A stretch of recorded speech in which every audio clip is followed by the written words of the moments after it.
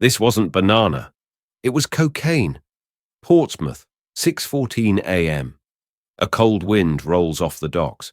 41 pallets of bananas sit in the corner of a freight yard, steaming gently in the morning chill.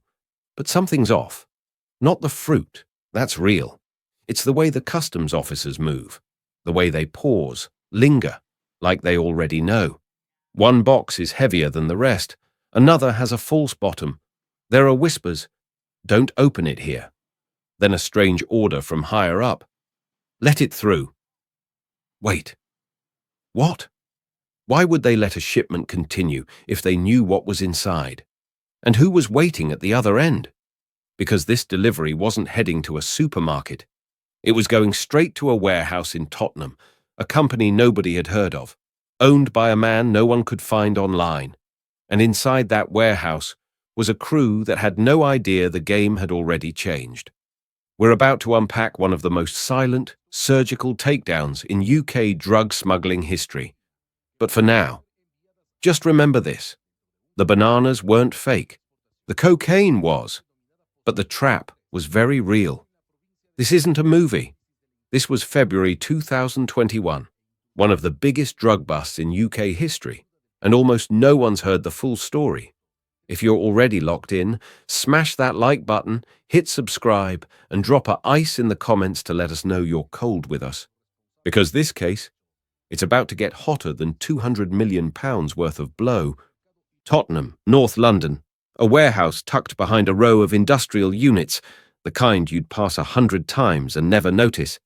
Grey cladding, quiet yard, faded signage that read Agro Food Ltd. To the outside world, just another fruit importer. Bananas in, boxes out. Inside? A forklift hums, phones buzz. Clipboard guys check stock like it's just another delivery day. No alarms, no urgency. But something's strange when you look closer. This company, Agro Food, only recently changed hands. The new owner, a man named Petko Zhutev. Not a name anyone in the produce trade had heard before. No LinkedIn, no press releases, no trade fair photos. Just a Bulgarian national who, according to the paperwork, took over in December 2020. A few weeks later, he's importing fruit. But not just any fruit. Colombian bananas. From one of the most cartel-entrenched corners of South America. And in February 2021, his biggest shipment yet was on the water. 41 pallets, all heading straight to this warehouse. The team inside didn't know it, but by the time those bananas reached the port, they'd already lost. Because the authorities were watching. Not just customs, but the organised crime partnership, a joint unit between the NCA and Met Police, working a months-long case in total silence. The plan wasn't to stop the drugs at the port. It was to let the trap play out all the way to the top. And Agro Food Ltd. was the bait. On paper, it looked simple. Bananas from Colombia, a warehouse in London. Just another fruit shipment crossing continents. But this was no ordinary produce run. It was a Trojan horse, hiding more than £200 million worth of high-purity cocaine. Here's how it worked. The cartel packed the cocaine in vacuum-sealed blocks, clean, tight, watertight. Each brick was tucked deep into banana boxes. No random placement, carefully concealed beneath the fruit, sometimes double-wrapped in foil to dodge scanners. From Colombia, the containers crossed the Atlantic to Europe, and once in the UK, they landed at Portsmouth International Port, a key hub with enough volume to bury something big in plain sight. But this wasn't just a Colombian play. Behind the British front sat Petko Zhutev, a 39-year-old Bulgarian national. He wasn't some corner dealer. He had connections, he had cash, and he had a cover. Agro Food Ltd. A fruit import company bought just months before. From Tottenham, he linked up with a crew of Albanian and Eastern European operatives, each one with a specific role. Eric Mucci, 44, from Hornchurch, East London, was identified as one of the principal organisers. He orchestrated the importation and distribution logistics, liaising with other members to maintain the facade of a legitimate business. Bruno Cucci, 33, an Albanian national, was described as a trusted member of the operation. He played a key role in managing the warehouse activities and ensuring the smooth handling of the illicit cargo. Diko, 33, originally from Italy, was involved in the day-to-day operations within the warehouse, assisting in the processing and intended distribution of the cocaine. Olsia Beja, 40, also an Albanian national, served as the intended lookout and driver for the operation, positioned to facilitate the movement of the drugs once they were ready for distribution. But the real question wasn't just who they were, it was how they got this far. Because this wasn't some back-alley deal gone wrong. This was a well-oiled machine moving tons of cocaine across oceans, through customs, and straight into the heart of London's drug market, using bananas as a shield. And it almost worked, until the shipment they trusted most was already compromised. Portsmouth, February 2021. Something big was coming in, and the men waiting for it had no idea they were already surrounded. Early morning, cold fog creeping in off the Solent, a cargo ship inches into Portsmouth International Port under the grey wash of dawn. It's quiet, almost routine, but this isn't a routine inspection.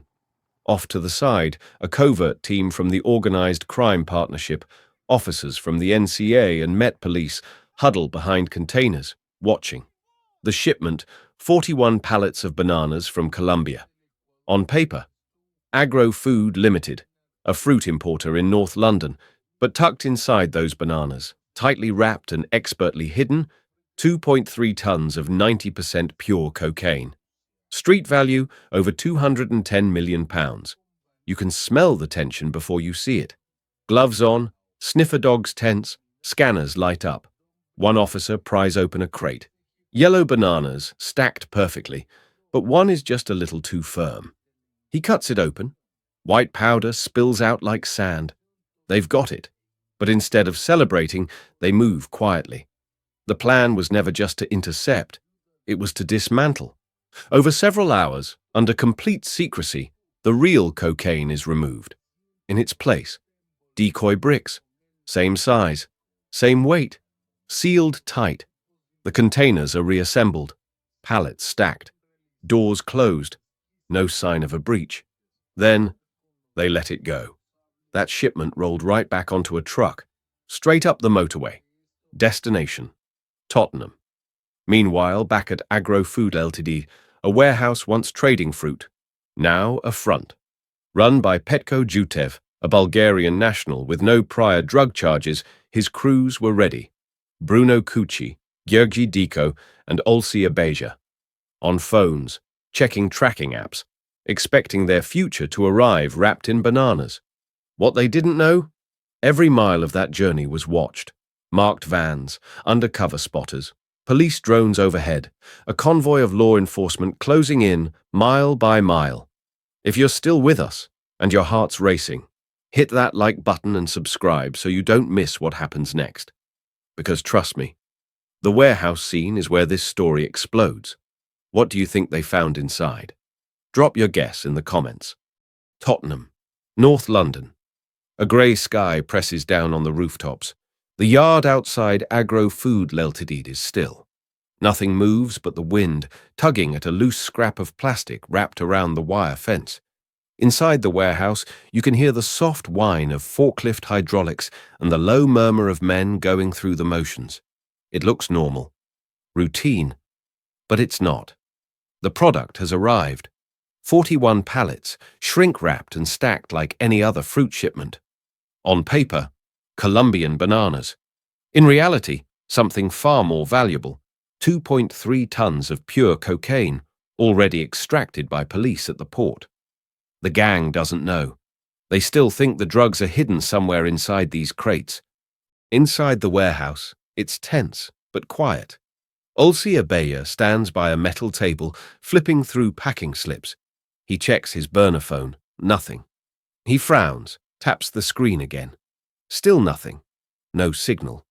That's odd. Diko is pacing by the roller shutter, lighting a cigarette. He's jumpy. Too jumpy. But the others don't notice. Bruno Cucci is stacking boxes, glancing at the clock. His sleeves are rolled up, hands dusty from handling pallets. He thinks they're almost home. In the back, Petko Zhutev watches it all from the small office window. Shirt ironed, shoes polished, hair slicked back. Calm, calculated, the face of legitimacy. A businessman. But behind the glass, he's watching for more than just workflow. He's waiting for confirmation, for cash, for freedom. What he gets is none of those things. And then, the warehouse shutters blow in with a thunderclap. The sudden crack of flashbangs ripples through the walls. Forklifts stall, paperwork flies. The air shifts from calm to chaos in one breath. Armed police, nobody move! Dozens of plainclothes officers pour in, fast, precise, eyes scanning, boots crashing. Red laser dots scatter across crates and bodies. Steel-toed boots thunder across concrete. The gang freezes.